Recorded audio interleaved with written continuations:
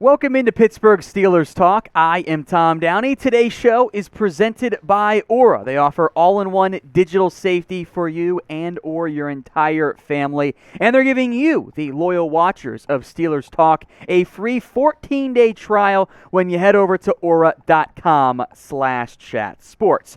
Today's show focuses on 3 different trade candidates mentioned by Bleacher Report and some interesting conversation to be had on those names. Before we get going, our question of the day. What was the first Steelers jersey you owned? Was it a Big Ben? Is it a more recent player, an older player? I am very curious how you guys answer this one. I think we'll see some pretty good difference of answers there. So let me know right now in the comment section. Like we mentioned, 3 trade chips, 3 trade candidates, options, whatever phrase you want to use, or I guess really more of a word, for the Steelers. And to be a little bit of a spoiler alert here, I don't think most of these make that much sense. The first name, though, is one we've talked about in the past here at Steelers Talk. That is linebacker Devin Bush. And the argument pitched here from Bleacher Report was, well, he's on his way out after this year, which I do think is a very real possibility. But I'm not sold out yet on Devin Bush. I am not all the way out and saying he will never be a good player. We've seen him play well. 2019, he was good. Look, I know he was hurt in 2020, and when he came back from the injury, looked like his confidence simply wasn't there. It was lacking from that standpoint.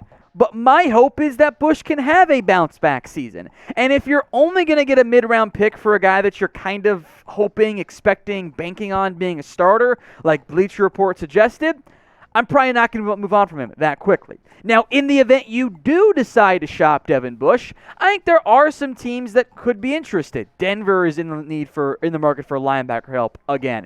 Philadelphia always needs linebackers, especially since Nakobe Dean may or may not be good to go in time for week 1. We'll see about the injury front there. The Jets need linebackers. Chargers have Kenneth Murray, who's been a major disappointment, even more so than Devin Bush. And maybe a homecoming of sorts to Detroit could actually make some sense for Bush in the end. So what do you think?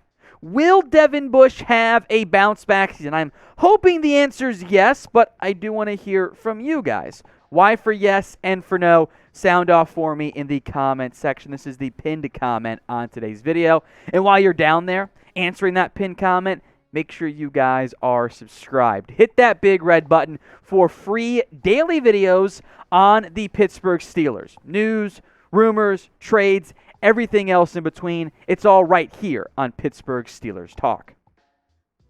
Next up, and this is the first of the, are we sure about that one? Maybe even the most confusing, is Terrell Edmunds, the safety. And the Steelers brought back Edmunds on a relatively cheap 1-year deal. 1 year, he's getting a higher base salary with the exception rule that the NFL added a couple years ago. His cap hit is $1.18 million. He's making more than that, but from a cap hit perspective, he's playing for the vet minimum. So wanting to trade Edmunds is weird to me. He's probably going to start for the Steelers. He's not making any money, and nobody showed any real interest in adding him this offseason. You paid Mika Fitzpatrick correctly, I might add. Big-time money. Behind Edmunds, there's Diontae Casey, who's also making next to nothing. Carl Joseph is still hanging around this organization. But then there's Trey Norwood, Miles Killebrew, Donovan Steiner. You move on from Edmunds, and we're kind of right back where we were earlier this offseason of, are you in a good enough shape at safety? I would argue no, you are not. We'll get to Bleacher Report's argument in favor of today, which I have some more thoughts on. But remember, today's show is protected and powered by Aura. They offer financial fraud protection, identity theft protection, and online and device security for you and up to 5 members of your family. If you're like most Americans or anyone out there, you spend more time online than ever. You shop, you bank, you work, and all your information is on your phone. All your passwords. Heck, I got the little cool little fingerprint device. God forbid my phone gets compromised, though. all my information is exposed. So Aura helps prevent that from happening. Get a free 14-day trial over at aura.com/chatsports. That link will be in both the comments section and it will be in the description of today's video. All right, here's what Bleacher Report pitched. While Edmunds doesn't appear to be part of Pittsburgh's long-term plan, he has racked up plenty of starting experience in his 4 years with the Steelers. He has appeared in 64 games with 60 starts, missing only a single contest. Last year, Edmunds played 98% of the defensive snaps. If a contender is desperate enough to bolster its secondary, Edmunds could potentially bring a third or a fourth round pick in return. That would be a return the Steelers would have to consider. Okay, you're not getting that. Again, you're not getting that. Are we serious right now? We just saw Edmunds be a free agent, and nobody offered him more than the vet min, a couple $1 million what Pittsburgh offered. The idea that you're going to get a third-round pick for Terrell Edmunds, even Madden won't let you do that trade. That's just delusional and having no idea of what the real value is for a player. If a team offered me a third-round pick, let's just say the Rams, since they are always reckless with their draft picks, I'm in. Get a top 100 pick for Terrell Edmunds? Where do I sign? Totally unrealistic. And if you're only getting a more likely 5th or 6th round pick, he's your starter. That's probably someone you'll hold on to instead. So, look, if that's the offer, sure, let's ride. But come on, we're not going to get that offer for Terrell Edmunds. That's just delusional from that standpoint.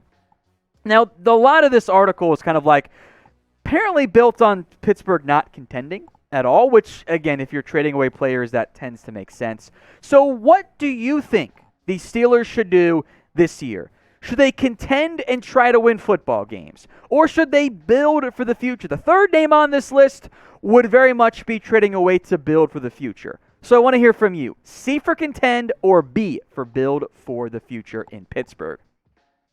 Diontae Johnson next up here. This is not a huge surprise, I don't think, given where we're kind of at the Steelers are with the Diontae Johnson conversation. There have been plenty of Johnson trade ideas. Bleacher Report, a big driving force in that one. And I do understand the philosophy of being open, at least, to trading away Diontae Johnson. Chase Claypool is there and is in theory primed for a step forward in year 3. George Pickens, who I love, was a second-round pick. I am hyped about Calvin Austin long-term.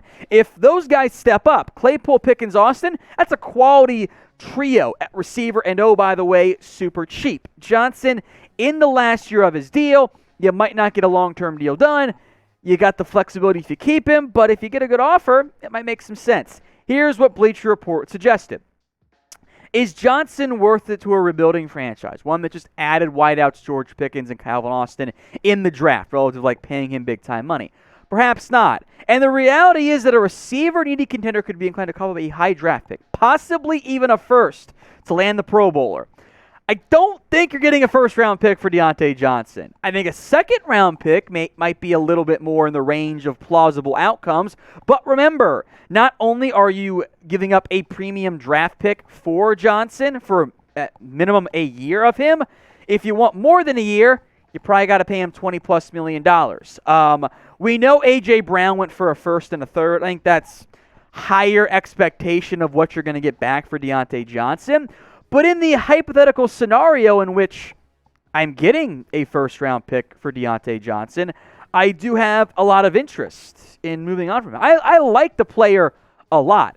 He's a good football player. Johnson is a top borderline 1 receiver. I think he's in the top 15 somewhere in that category. So if I were to get a first-round pick for Diontae Johnson with what I have at the Steelers roster, I'd strongly consider saying, you know what? Yeah, give me the first-round pick. I think I'd do it. But what about you guys? Would you trade Diontae Johnson for a first-round pick? Type in 1 for yes or 0 for no. The biggest argument against trading away Johnson is his production. Every single year in all the major networks, in all the major metrics, that's the word I'm looking for, receptions, yards, touchdowns, they've gone up every single year. That is very promising for a young core piece of your wide receiver room.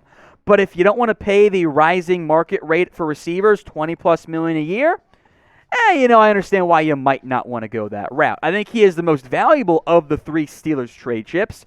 I would also wonder if he's the least likely to be dealt because of some difference in value from the trade market. Of the 3, I guess Devin Bush should be most likely, given, the laughable value assigned to Terrell Edmunds.